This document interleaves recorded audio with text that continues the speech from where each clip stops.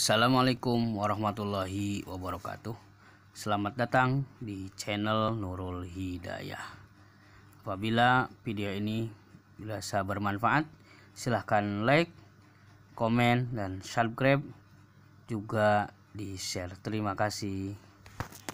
Assalamualaikum warahmatullahi wabarakatuh. Bertemu lagi dengan Pak Guru dalam pelajaran PAI. Lanjutkan materi yang sebelumnya, yaitu asiknya bisa membaca surat An-Nasr, bisa membaca Al-Quran dengan tartil, dengan makhorijul huruf yang fasih, juga disertai dengan tajwidnya. Baik anak-anak Pak Guru yang Pak Guru banggakan, yang solih dan solihah, yang tampan dan yang cantik-cantik, selamat pagi. Sebelum kita mengawali pelajaran pada hari ini, sudahkah kalian berdoa? Mari kita berdoa terlebih dahulu di pagi hari ini. Mudah-mudahan kita lebih kelancaran dalam melaksanakan aktivitas kita dalam keseharian kita. Mari kita berdoa. Bismillahirrahmanirrahim. Raditu billahi robba wa bil islami dina wa bi muhammadin nabiyya wa rasula. Rabbi zidni ilma warzuqni fahma. Amin. Baik anak-anak Pak Guru, melanjutkan materi yang lalu, yaitu kita sudah belajar membaca surat An-Nasr, membaca per ayat, membaca bareng-bareng, kita laksanakan. Alhamdulillah, juga kemarin kita sudah belajar menyinggung tentang huruf qalqalah, ya. Ada huruf qalqalah itu ada 5. 1, iya benar, qaf. 2, ba. 3, to.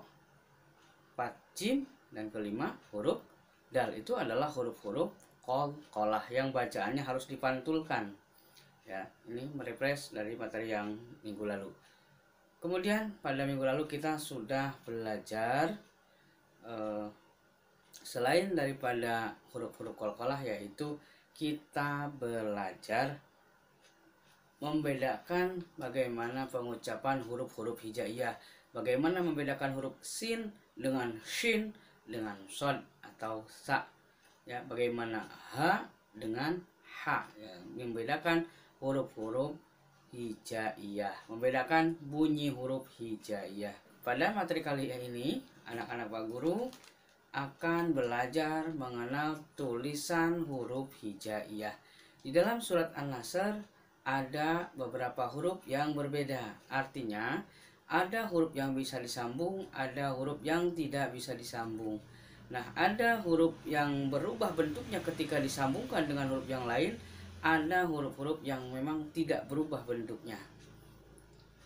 Nah, baik anak-anak Pak Guru, kita mulai. Yang pertama, huruf-huruf yang tidak akan berubah bentuknya.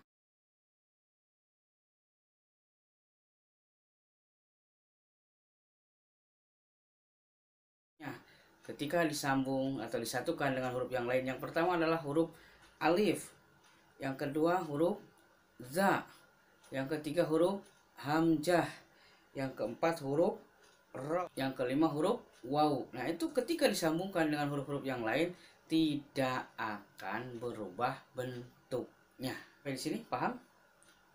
Ya, kita lanjutkan. Yang kedua,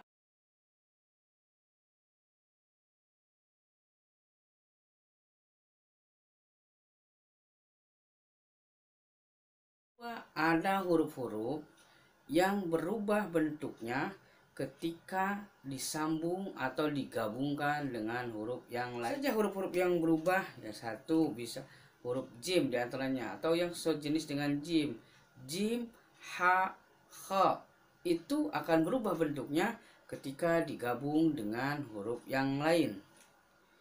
Ya, lihat contoh. Yang kedua, huruf nun atau huruf ba, itu akan berubah bentuknya ketika disambung dengan huruf yang lain. Yang ketiga, huruf shad. Shad ketika digabungkan dengan huruf yang lain maka akan berubah bentuknya, atau yang sejenisnya shad, dot.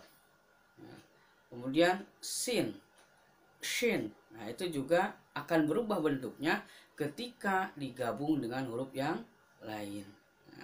Kemudian apalagi selain daripada shad, sin, jim, ha, kha. Yang bisa berubah bentuknya adalah huruf H. Huruf H bila digabung dengan huruf yang lain akan berubah bentuknya.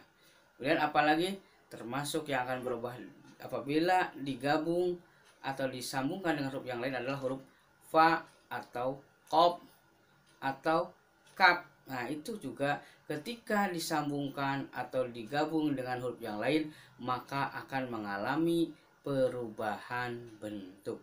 Sampai di sini paham anak-anak Pak Guru? Oke, baik, terima kasih.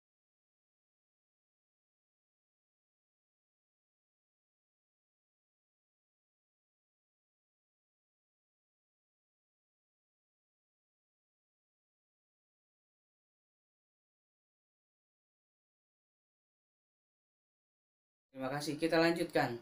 Yang ketiga adalah huruf hijaiyah yang tidak bisa menyambung huruf di depannya atau tidak bisa disambungkan ketika huruf tersebut berada di depan. Satu adalah huruf alif. Yang kedua hamzah. Yang ketiga za atau dal. Itu tidak bisa disambung atau diterapkan di awal kalimat. Ya. Yang ketiga huruf waw. Ya. Huruf waw juga tidak bisa disambung di awal kalimat. Nah, itu anak-anak Pak Guru, huruf-huruf yang bisa disambung di awal kalimat dan yang tidak bisa disambung di awal kalimat. Kemudian huruf yang bisa berubah bentuk ketika disambungkan dengan huruf yang lain. Nah, itu.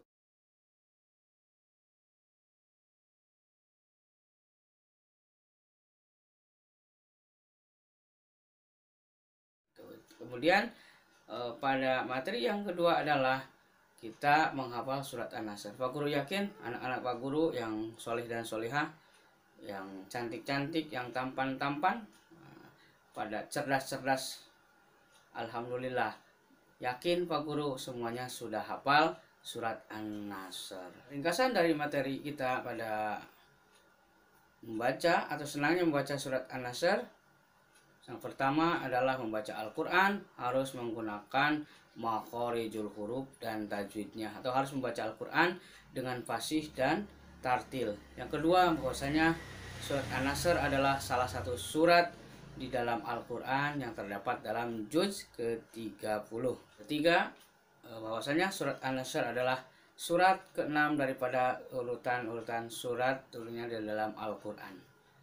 Ketujuh, surat An-Nasr diturunkan setelah turunnya surat Al-Fatihah. Yang kelima adalah surat An-Nasr mengandung pesan bahwasanya kita harus bersyukur kepada Allah Subhanahu wa taala dengan memperbanyak baca tasbih, kemudian membaca tahmid dan istighfar kepada Allah Subhanahu wa taala.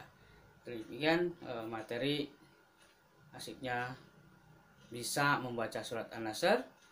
Mudah-mudahan bermanfaat. Terima kasih. Assalamualaikum warahmatullahi wabarakatuh.